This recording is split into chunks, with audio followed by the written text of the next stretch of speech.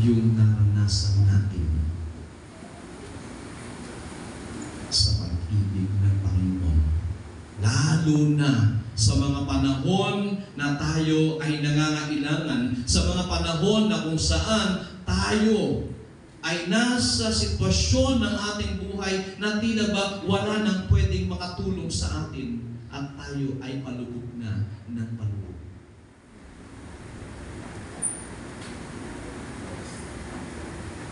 Sabi nga po ng hymno natin, no? Ano yung hymno natin? Love lifted me. Nung panahon na walang-wala na at hindi na tayo lunod na, hindi na natin alam ang gagawin, sinagip po tayo, iniyalat po tayo, iniyahon po tayo ng pag-ibig ng Diyos, ng pag-ibig ng Panginoong Kristo, at binigyan tayo ng katiyakan.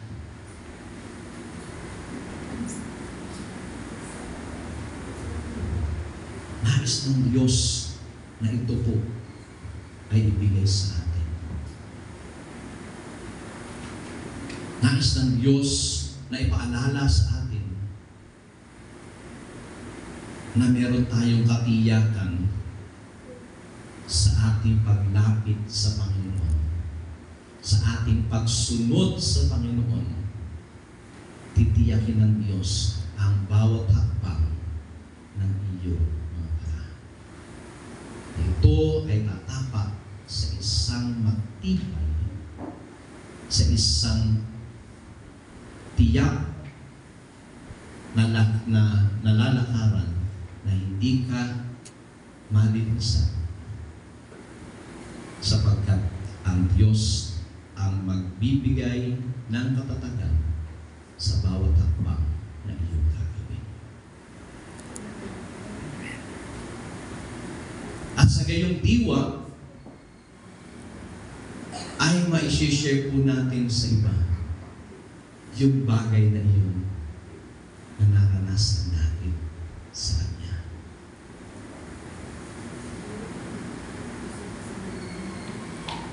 Kaya tanggapin mo ang pagpapala ng Diyos. Tanggapin mo ang pagpapala para sa pangangailangan na iyong inilalapit sa mga sandaling ito sa Panginoon. Receive the blessing of God. Receive the answer to your prayer from the Lord Jesus Christ. Claim it. Believe that God can do the impossible things na iniisip ng tao. Believe that God can lift you up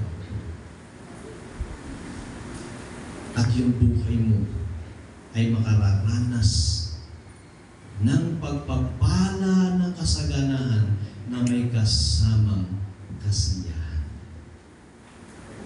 Sa gayon, sabi nga, may mukha tayo na maipapakita, maibabahagi sa iba because we receive such blessing from God for us to share para po sa iba.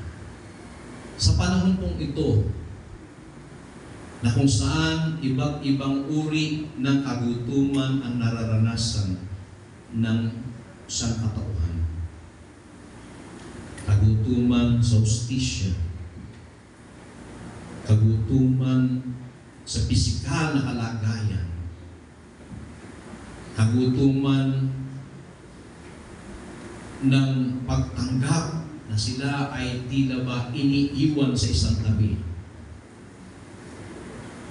Kapayapaan dahil maraming lugar mismo sa loob ng ating bansa ang patuloy ang mga kaguluhan, ang kagutuman para sa kanilang sitwasyon sa buhay, para sa kanilang tahanan. Lahat ng iyan ay nangyayari at katotohanan na nasa ating harapan. Magiging bahagi tayo ng pagdadala ng kasagutan, katugunan sa lahat ng iyan. Ang patuloy natin mararanasan yaya ng Diyos na ating tatanggapin, na ating namang ibabahagi sa kanila. Sa iba't ibang pagkakataon, sa iba't ibang kapamaraanan, hayaan natin gamitin tayo ng Panginoon. Daluyan ng kanyang biyaya, daluyan ng kanyang pagpapala. Sabi ng Panginoong Yesus, ako ang tinapay ng buhay.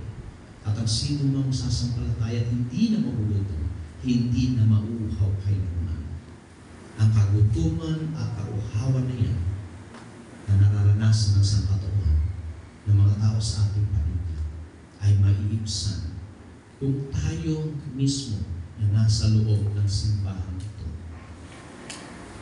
ay magdadala sa kanila ng mabuting balita na ipinahayag ng Diyos. Ipinahayag at ipinaranas ng Panginoong Kristo